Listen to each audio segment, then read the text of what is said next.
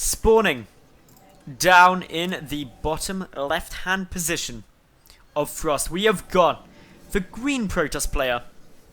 Representing TLR, it is ZAiN.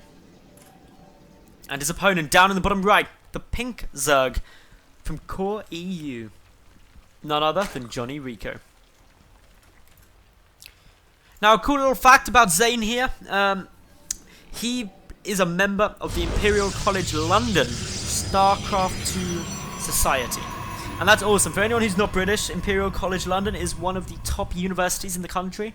So yeah, that's where things roll. Definitely quite cool. But yeah, this game, I've actually stood up for this now. I'm kind of getting the blood pumping. If you ever watch like GSL or something like that, you see it. You see those casters, maybe not Artosis and Tasteless, but the Korean casters. Apollo is also a huge fan of this, standing up, shouting at the screens. Yeah, I'm trying to get my eagerness going.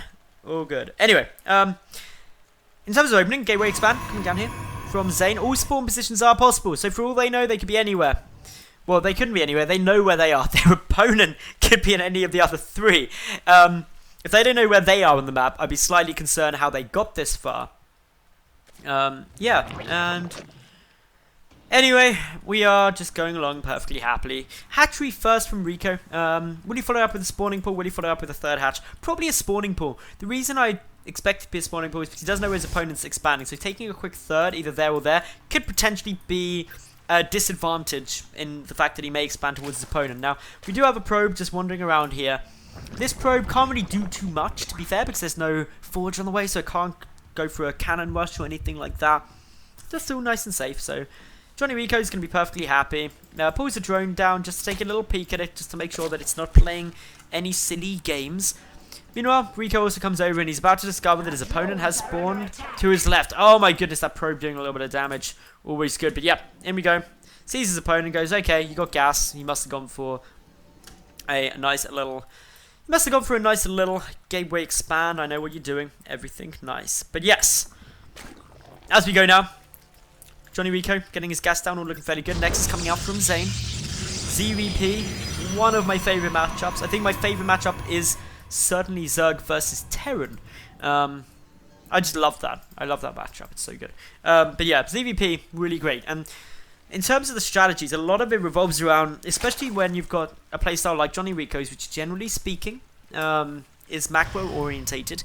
It's about trying to work out what your opponent's doing, and if they're going for a 2-base all-in, that's really the big threat to you as a Zerg player, or maybe not even a 2-base all-in. In Heart of the Swarm, you can do a lot of aggression on 2 bases without being all-in, but much more just saying, okay, is he going to be doing a big push? And if so, and most Protoss players will go for a big push off 2 bases, the only other option really is to go for a really greedy third.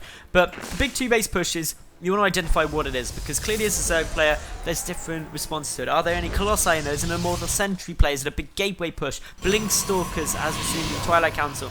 Maybe GTs as well, another perfectly legitimate option.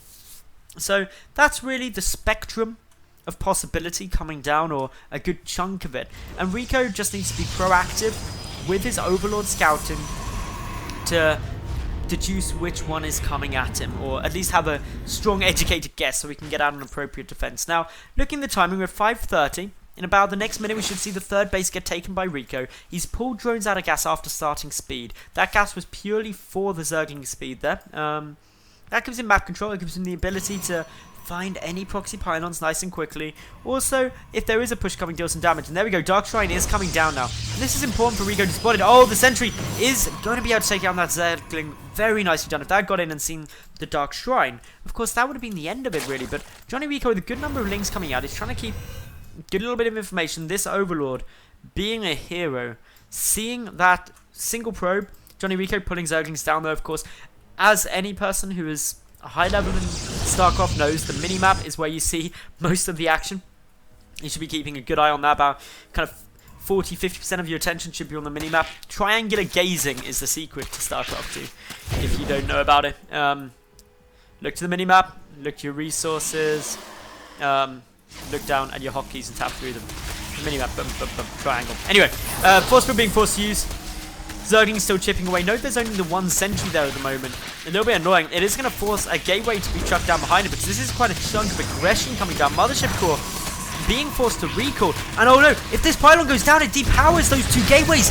That was a slight oversight from ZAiN, and that means JonnyREcco cannot do a good bit of damage. While there is a Zealot attacking, or trying to come into attack, there's a lot of links. The gateway coming down, pylon wall off, trying to come through, will be completed in time. The sentry's going to die nonetheless, but as we can see, have DTs got warped in yet? No, not quite yet, but in come the speedlings. They're about to see the fact that there's a Dark Shrine there. Spore Crawlers already on their way.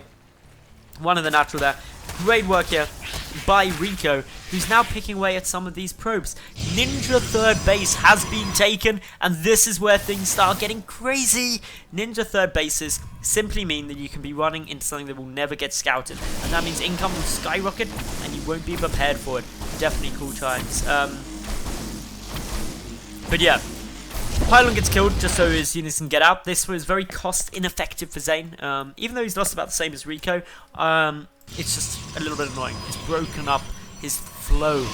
Zergling's still looking around here. The speed. Oh no, the sentries weren't looking. That means that the force fields only come down very late. One sentry dies.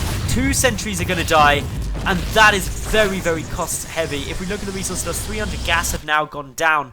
300 gas being taken is actually fairly huge at this stage of the game. It's why we haven't seen any DTs. Spore Crawlers down everywhere. REcco really on top of things. Wouldn't be surprised to see him get his Hydrogen soon. He has got his lair finished. He's getting roach speed down. Interesting to see there's no Hydrogen, because if you know that there is none of those hideously horrible Colossi or Storms coming out, then Hydra's of course going to be a good option for you at any point. Overseer coming in. Mobile detection important in case some DTs get warped through, as we're seeing now. They are getting warped in, 3 of them there. Probably going to get made into an Archon at sometime soon. Zealots also making their way across. Is there an Overseer with most of this force? I don't believe there is for the moment, but in comes the Overseer at the moment. See some more gateways getting thrown down. And when he's only these days now, will JonnyREcco overestimate how much damage he did and not start looking around for any sneaky things, or will he realise there could be a hidden base? This Overlord cannot see the mineral patches, by the way, so can't even see them glowing as they're being mined. Could catch it off guard a little bit.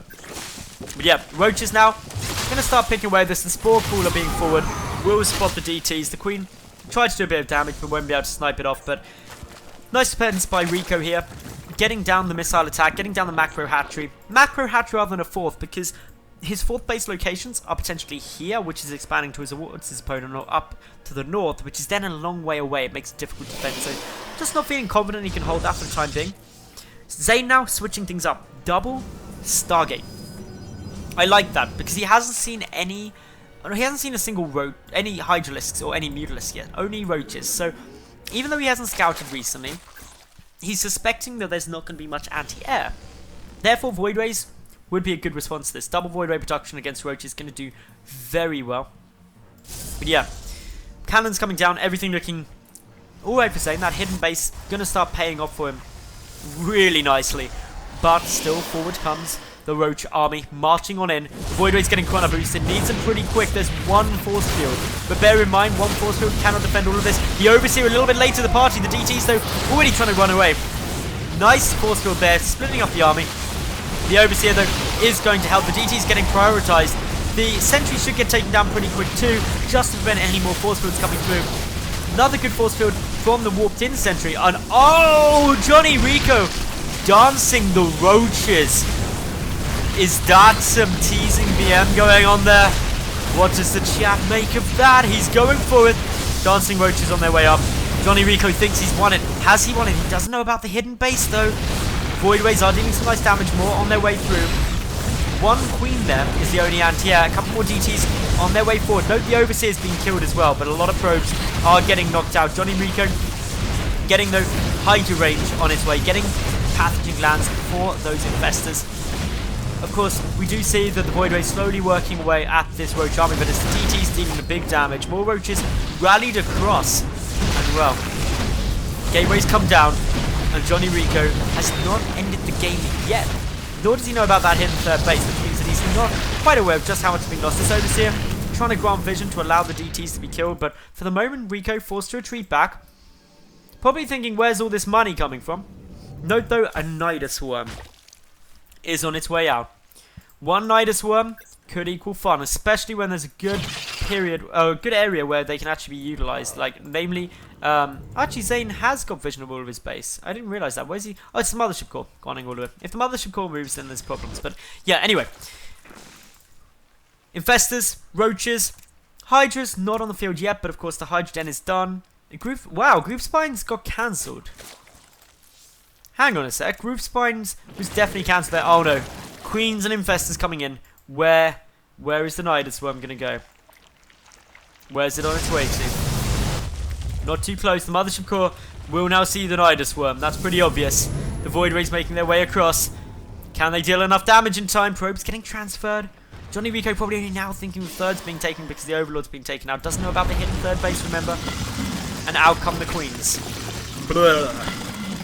Chucking him out.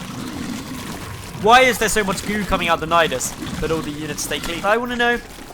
But yes, the Queens, the Infestors. There is a lot of fungal growth capability. There is a lot of infested terran capability. More Nidus Worms getting placed even closer forward. In comes REcco now. The Queens are there. They're not transfusing at the moment. And boom goes the fungal growth. Are the Void Rays going to be able to do enough? Well, the Fungals are good at the moment. Chain Funging Void Rays allowing the Queens to do damage. Queens very effective against Void Rays. Just due to the fact they're not armored, so they don't take bonus damage. They still dish out a decent amount though. ZAiN losing the majority of his army now. Unfortunately, those Chain Fungals just too strong, locking the Void Rays in place. All in all, JonnyREcco wins the first game.